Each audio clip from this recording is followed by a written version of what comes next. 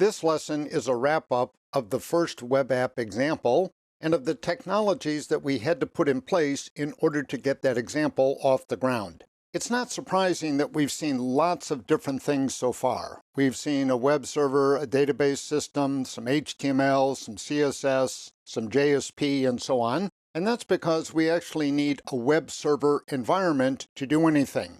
Let me do a quick review, a little inventory of what we've seen, and also point ahead to what we're going to be seeing. So far then, on the programming side, the technologies have been pretty limited. We've used some HTML, it's been HTML5, some CSS. The CSS has been embedded in the HTML, that's going to change, and of course, a JSP script. And in the JSP script, we both did some templating, but mostly some application logic. And as you're going to see in the forthcoming examples, the tendency is going to be to take the programming logic, the application logic, out of the JSP and put it into straight Java. Let me jump to that. The Java we're going to use are back-end POJOs, plain old Java objects, also known, of course, as Java beans.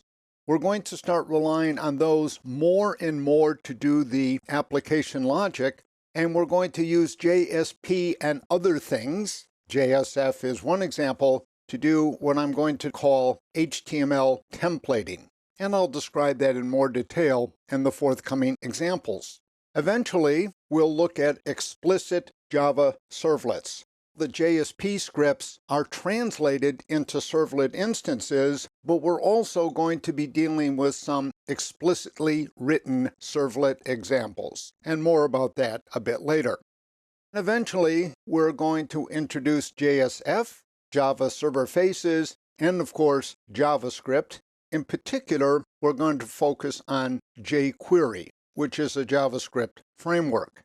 For deployment, we've already got in place what we're going to be using. That is, a lightweight, quite good Java-centric server known as Tomcat. Tomcat 8 is the current version.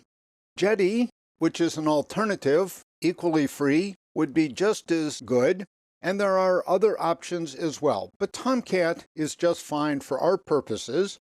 And the key piece of the web server for us so far is the servlet container. That's the middleware that basically manages the dynamic features of the web app. In other words, the code that executes in the web app.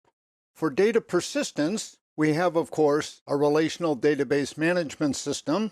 There are lots of options. I invite you to use anything that you're comfortable with. The default is PostgreSQL, which is what I'm going to be using. It's quite good.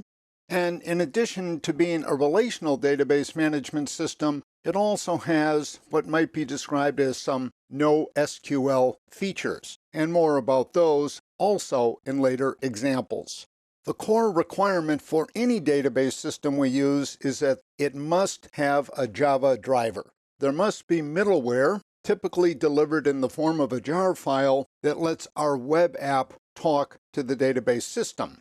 And in the next programming example, we're going to do exactly that. We're going to have a web app that talks to the database system.